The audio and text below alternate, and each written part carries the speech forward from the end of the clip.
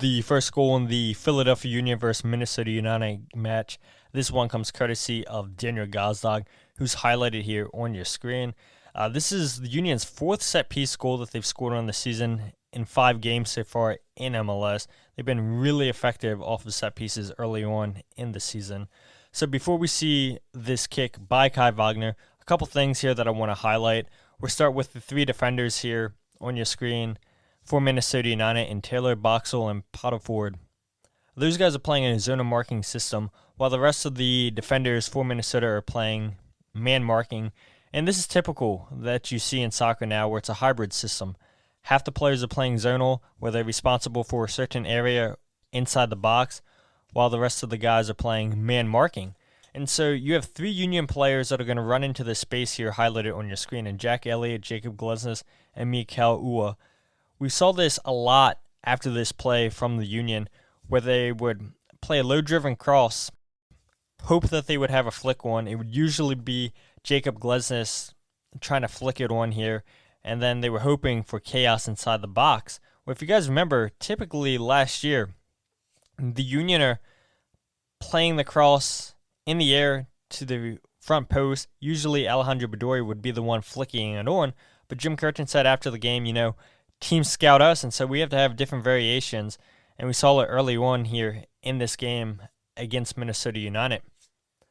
Kai Wagner steps up, sends in the cross, ball bounces in the 6-yard box of Minnesota, and Daniel Gazdag there to tuck it in the back of the net.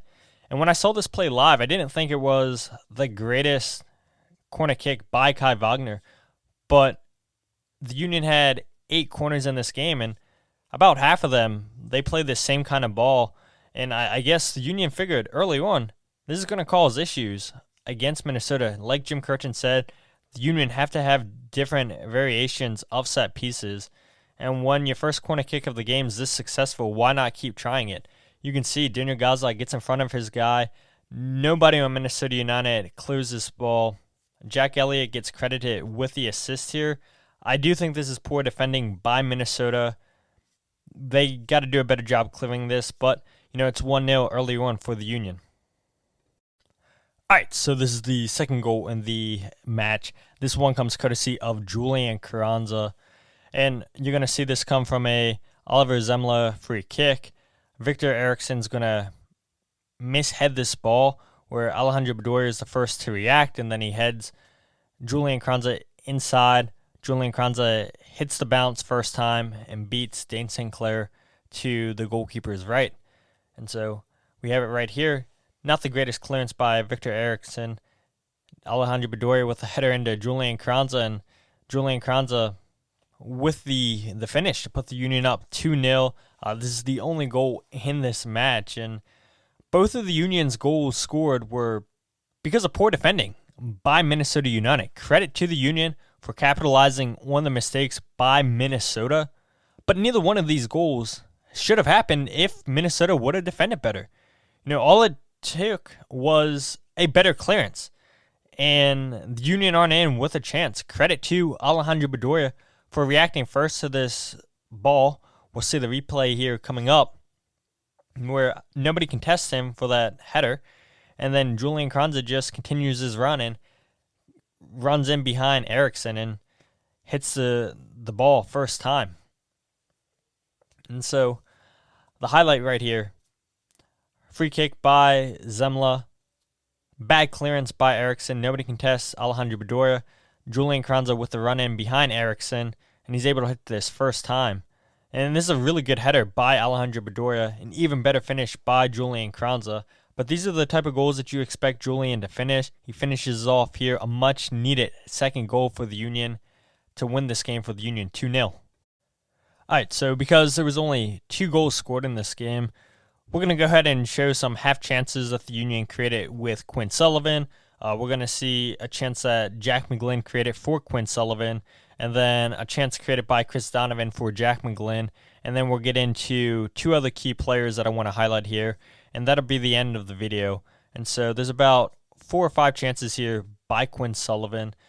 Quinn Sullivan had a solid game for the Union on the right-hand side, just outruns his defender. And before we see this pass played in from Quinn Sullivan. He's going to play it near post to Mikal Ua.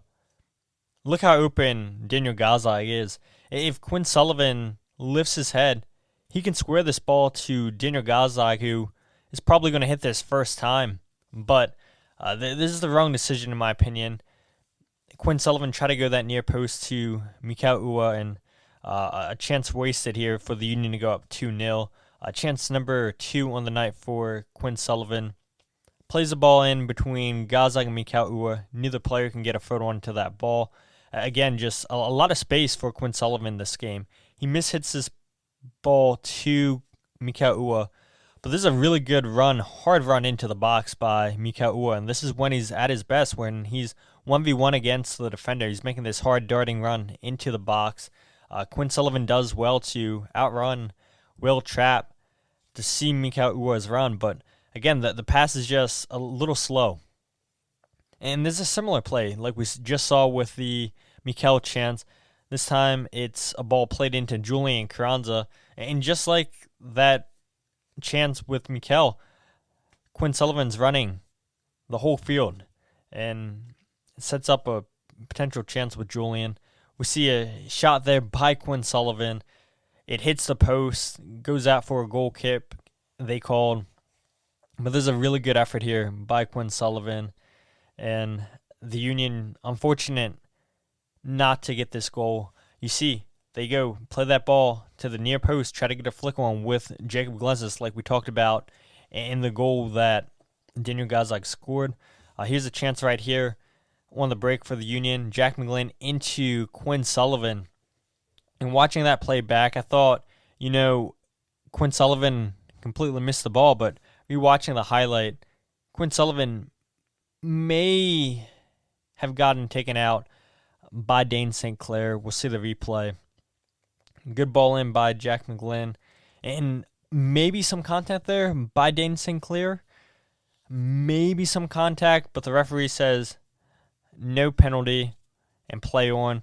But this is the biggest chance of the night for the Union to get their third goal.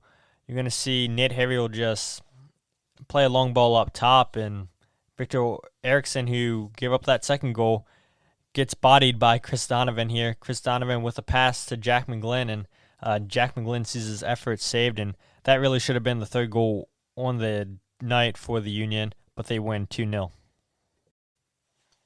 right, so we're going to go ahead and show some saves by Andre Blake in this game. He had 4 saves on the night. As we all know, maybe you don't if you didn't watch this game, Andre Blake had to leave the game in the second half because he took a hit to the face in the first half in the 34th minute. Andre was able to carry on, but then in the 74th minute, he said that he was feeling lightheaded, and Jim Curtin said after the game that he gives credit to the doctors, Andre, and the medical staff for being proactive and taking Dre out. Jim Curtin doesn't believe that the injury is anything too serious, but Andre had to exit this game nonetheless. And so we'll start here with the first save of the night for Andre. The Union give away this ball poorly by Jack McGlynn. And now here goes Minnesota on the break. Comfortable save here by Andre Blake.